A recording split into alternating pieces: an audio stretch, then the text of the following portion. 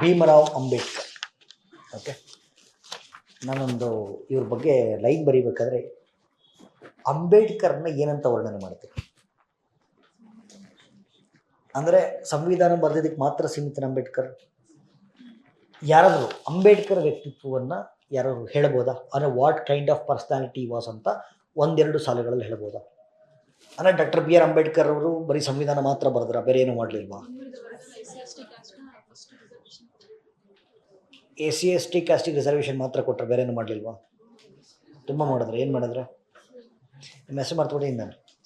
ಹಾಂ, ಚಂದನ ಹೇಳಿ. ಹಾಂ, ಎಲ್ಲರಿಗೂ ಎಜುಕೇಶನ್ ಸಮಾನವಾಗಿ ತಗೊಳ್ಳೋ ಹಕ್ಕಿದೆ, ಎಲ್ಲರೂ ಸಮಾನರು ಅನ್ನೋ ಜಾಗೃತಿ ಮೂಡಿಸ್ಬೇಕು ಅನ್ನೋ ಒಂದು ಇಂಟೆನ್ಷನ್ ಇಟ್ಕೊಂಡು ಹೊರಟವರು ಅಂತ. ನಾವು ಎಜುಕೇಷನ್ ಅಂದರೆ ಡಿಪ್ರೆಸ್ಡ್ ಕ್ಲಾಸ್ಗೆ ಈಕ್ವಾಲಿಟಿ ಕೊಡಬೇಕು ಅಂತ. ಎಲ್ಲಾದ್ರಲ್ಲೂ ಈಕ್ವಲ್, ಎಲ್ಲೂ okay, equality, yes, that is what reservation means ಅಲ್ವಾ? Okay, then other then that.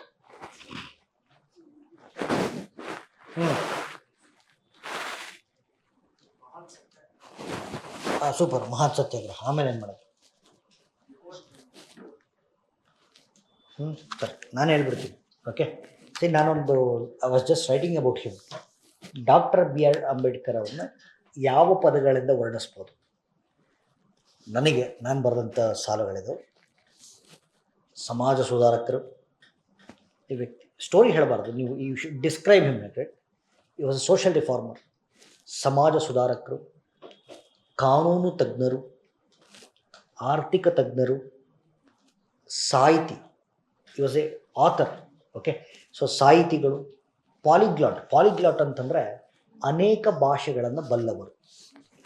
Orator, Bharat ಕಂಡಂಥ ಅತ್ಯಂತ ಶ್ರೇಷ್ಠ ವಾಗ್ಮಿ. ಒರೇಟರ್ ಅಂದರೆ ವಾಗ್ಮಿ. ಓಕೆ, ಸೊ ಒರೇಟರ್ ಅನ್ನೋ ಪದ ಕೇಳಿದಿರಲಿಲ್ಲ? ವಾಗ್ಮಿ. ಓಕೆ, ಸ್ಕಾಲರ್, ವಿದ್ವಾಂಸರು, ಮತ್ತು ಥಿಂಕರ್ ಆಫ್ ಕಂಪ್ಯಾರಿಟಿವ್ ರಿಲಿಜನ್ಸ್ ಅಂತ ಹೇಳ್ತೀವಿ. ಅಂದರೆ ಅನೇಕ ಧರ್ಮಗಳನ್ನು ತುಲನೆ ಮಾಡತಕ್ಕಂಥ ಸಾಮರ್ಥ್ಯವನ್ನು ಉಳ್ಳವರು. ನೋಡಿ, ಇಷ್ಟರಲ್ಲಿ ಇಡೀ ಪ್ರಪಂಚನೇ ಕವರ್ ಆಗೋಯ್ತು. ಓಕೆ, ಅಲ್ರೈಟ್, ಮತ್ತೆ ಹೇಳ್ತೀನಿ. ಡಾಕ್ಟರ್ ಬಿ ಆರ್ ಅಂಬೇಡ್ಕರ್ ಅವರ ಇಲ್ಲಿ ಈ ಫಸ್ಟ್ ಸೆಂಟೆನ್ಸ್ ನೋಡಿ. ಓಕೆ, ಸೊ ಭಾರತ ಕಂಡಂಥ ಶ್ರೇಷ್ಠ ಸಮಾಜ ಸುಧಾರಕರು, ಕಾನೂನು ತಜ್ಞರು, ಆರ್ಥಿಕ ತಜ್ಞರು, ಸಾಹಿತಿಗಳು, ಅನೇಕ ಭಾಷೆಗಳನ್ನು ಬಲ್ಲವರು, ವಾಗ್ಮಿಗಳು, ವಿದ್ವಾಂಸರು, ಮತ್ತು ಅನೇಕ ಧರ್ಮಗಳನ್ನು ತುಲನೆ ಮಾಡತಕ್ಕಂಥ ಸಾಮರ್ಥ್ಯವುಳ್ಳವರು doctor B R Ambedkar. Right, ಸರಿ. ಸೊ ಇವ್ರದೊಂದು ಕಿರು ಪರಿಚಯ, ಜಸ್ಟ್ ಬ್ರೀಫ್ ಮಾಡೋಣ. ಸೊ ಇವ್ರಿಗಿರ್ತಕ್ಕಂಥ ಎರಡು ಪ್ರಮುಖ ಬಿರುದುಗಳು. ಒಂದು ಸಂವಿಧಾನ ಶಿಲ್ಪಿ, ಫಾದರ್ ಆಫ್ ಇಂಡಿಯನ್ ಕಾನ್ಸ್ಟಿಟ್ಯೂಷನ್ನು, ಮತ್ತು ಭಾರತದ ಮೊಟ್ಟ ಮೊದಲ ಕಾನೂನು ಮಂತ್ರಿಗಳು. ಮತ್ತು ನನಗೂ ನಿಮಗೂ ಬಹೆಟ್ ಮಾಡಿಸಿರೋ ಹಾಗೆ, ಓಕೆ, ಕಾನ್ಸ್ಟಿಟ್ಯೂಂಟ್ ಅಸೆಂಬ್ಲಿ ಅಂದರೆ ಸಂವಿಧಾನದ ಕರಡು ಸಮಿತಿಯ ಅಧ್ಯಕ್ಷರಾಗಿದ್ದರು, chairperson of drafting committee of constituent assembly. ಅದಾದ ಮೇಲೆ ಮುಖ್ಯವಾಗಿ ಜೀವನದ ಉದ್ದಕ್ಕೂ ಕೂಡ, ಓಕೆ, ಮೂಲ ಉದ್ದೇಶ ಏನು ಅಂತಂದರೆ ದಲಿತರಿಗೆ ನ್ಯಾಯ ಸಿಗಬೇಕು, ಅವರ ಹಕ್ಕುಗಳನ್ನು ಕಾಪಾಡಬೇಕು, ಅವ್ರನ್ನ ಮೇಲೆ ಕೆತ್ತಬೇಕು, ಅವ್ರಿಗೆ ಸಮಾನತೆ ತರಬೇಕು ಅಂತ ಹೋರಾಡಿದರು. ರೈಟ್. ಸೊ ಇದಕ್ಕೆ ಮುಖ್ಯವಾಗಿ ಮಹಾದ್ ಸತ್ಯಾಗ್ರಹವನ್ನು ನಾವು ಹೇಳಲೇಬೇಕು. ಆ್ಯಕ್ಚುಲಿ ನಿಮಗೆ ಮಹಾದ್ ಅಂತ ಒಂದು ಜಾಗ ಮಹಾರಾಷ್ಟ್ರದಲ್ಲಿ, ಓಕೆ, ಅಲ್ಲಿ ಕೇಳಿಸ್ಕೊಳ್ಳಿ, ಹಿಂದೂಗಳೇನು ಮಾಡಿಬಿಟ್ಟಿರ್ತಾರೆ ಅಂದರೆ, ಈ ದಲಿತರಿಗೆ, ಡಿಪ್ರೆಸ್ಡ್ ಕ್ಲಾಸ್ ಅಂತ ಏನು ಕರಿತೀವಿ, ನೀರು ಕುಡಿಯೋಂಥ ಟ್ಯಾಂಕ್ ಇರುತ್ತೆ. ದಲಿತರುಗಳು ನೀರು ಕುಡಿಯೋಂಗಿರಲ್ಲ, ಆಯಿತಾ? ಕೇಳಿರ್ತೀರಿ. ಬಟ್ ಮಹಾದ್ ಮುನ್ಸಿಪಾಲ್ ಬೋರ್ಡ್ ಏನು ಮಾಡಿಬಿಡುತ್ತೆ, ಒಂದು ನಿರ್ಧಾರಕ್ಕೆ ಬಂದ್ಬಿಡುತ್ತೆ, ಇಲ್ಲ ದಲಿತರು ಕೂಡ, ನೀವು ಹಳೆ ಕಾಲದಲ್ಲಿದ್ದೀರ, ಅದೆಲ್ಲ ಮುಗಿದೋಗಿದೆ, ದಲಿತರು ಕೂಡ ಮಹಾದ್ ಮುನ್ಸಿಪಲ್ ಬೋರ್ಡ್ ಕೆಳಗಡೆ ಬರತಕ್ಕಂಥ ಸಾರ್ವಜನಿಕ ನಲ್ಲಿಗಳು ಇದರಲ್ಲಿ ನೀರು ಕುಡಿಬೋದು.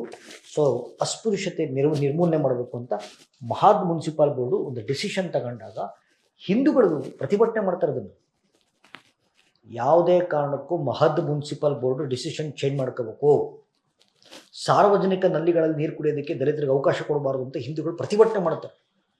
ಅದರ ವಿರುದ್ಧದ ಅಭಿಯಾನ ಮಹಾದ್ ಸತ್ಯಾಗ್ರಹ. ಓಕೆ, ಅದಾದ ಮೇಲೆ ಸೊ ನಡೆದಂಥ 3 ದುಂಡು ಮೇಜಿನ ಸಭೆಗಳು, ಓಕೆ, ರೌಂಡ್ ಟೇಬಲ್ ಕಾನ್ಫರೆನ್ಸಸ್ 3 ನಡೀತು, 3ರಲ್ಲೂ ಕೂಡ ಭಾಗವಹಿಸಿದರು. ಮತ್ತು ಗಾಂಧಿಯವ್ರ ಜೊತೆ ಪ್ಲೀಸ್ ನೋಡಿ, ಎಲೆಕ್ಷನ್ಸ್ ನಡಿಬೇಕಾದ್ರೆ ಸರ್ ನಾರ್ಮಲ್ ಜನಕ್ಕೆ ಒಂದು ಎಲೆಕ್ಷನ್ಸ್ ನಡಿಬೇಕು, ದಲಿತರಿಗೊಂದು ಎಲೆಕ್ಷನ್ಸ್ ನಡಿಬೇಕು ಅಂತಿರುತ್ತೆ. ಸೊ ಇವ್ರು ಹೇಳ್ತಾರೆ ಸಪ್ರೇಟ್ ಎಲೆಕ್ಟೊರೇಟ್ ಇರಬಾರ್ದು. ಓಕೆ, ನಮಗೂ ಒಂದು ಅದೇ ಎಲೆಕ್ಷನ್ಸ್ ಎಲ್ಲ ನಡಿಬೇಕು, ನಾವು ಅದ್ರಲ್ಲಿ ಭಾಗವಹಿಸಂಗಿರ್ಬೇಕು, ನಾವು ಅದ್ರಲ್ಲಿ ರಿಸರ್ವೇಷನ್ನು ಬೇಕು ಅಂಥೇಳಿ ಗಾಂಧಿ ಒಟ್ಟಿಗೆ ಒಂದು ಒಪ್ಪಂದವನ್ನು ಸೈನ್ ಮಾಡ್ಕೊಳ್ತಾರೆ, ಪೂನಾ ಪ್ಯಾಕ್ಟ್. ಪೂನಾ ಒಪ್ಪಂದ ಕೇಳಿರ್ತೀರ.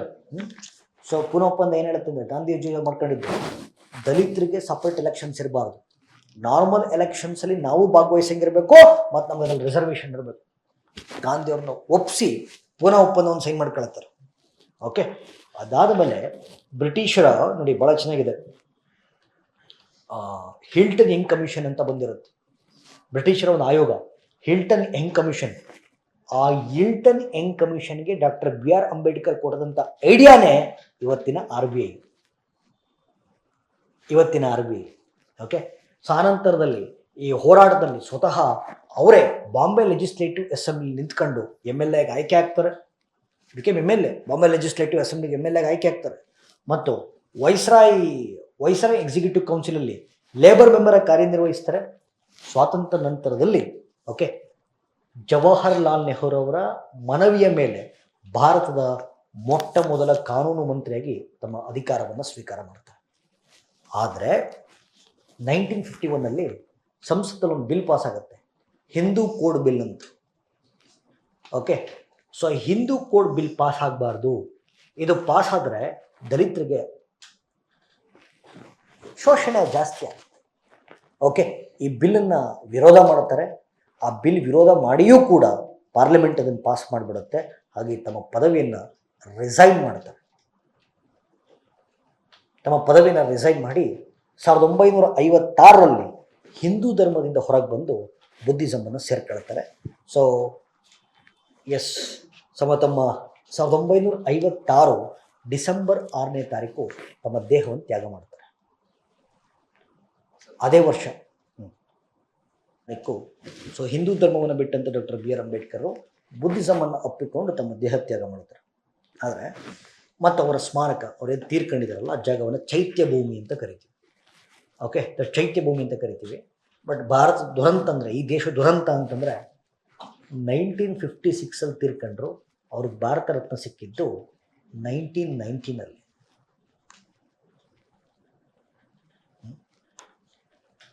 34 ವರ್ಷ ಬೇಕಾಯ್ತು ನೋಡ್ರಿ ಭಾರತ ರತ್ನ ಕೊಡೋಕೆ ಡಾಕ್ಟರ್ ಬಿ ಆರ್ ಅಂಬೇಡ್ಕರ್. ಇದು ಈ ದೇಶ ಮಾಡಿದಂಥ ಅವಮಾನ. ಅದೇ ಸಚಿನ್ ತೆಂಡೂಲ್ಕರ್ಗೆ 37ನೇ ವಯಸ್ಸಿಗೆ ಭಾರತ ರತ್ನ ಕೊಡ್ತಾರೆ. ಹಂಗಂತ ಸಚಿನ್ ತೆಂಡೂಲ್ಕರ್ಗೆ ಭಾರತ ರತ್ನ ಕೊಟ್ಟಿದ್ದು ತಪ್ಪು ನಾನು ಹೇಳ್ತಿಲ್ಲ. Legacy of doctor B R Ambedkar ಯೋಚನೆ ಮಾಡ್ಬೇಕಲ್ಲ. Behind politics is a man behind politics, right? ಇಂಥ ವ್ಯಕ್ತಿಗೆ ಸಂವಿಧಾನ ಬರೆದಂಥ ಪುಣ್ಯಾತ್ಮ, ಫಾದರ್ ಆಫ್ ಇಂಡಿಯನ್ ಕಾನ್ಸ್ಟಿಟ್ಯೂಷನ್ಗೆ 34 ವರ್ಷ ಲೇಟಾಗಿ ಮರಣೋತ್ತರವಾಗಿ ಭಾರತ ರತ್ನ ಕೊಡ್ತೀರ ಅಂತಂದರೆ ಇರಲಿ.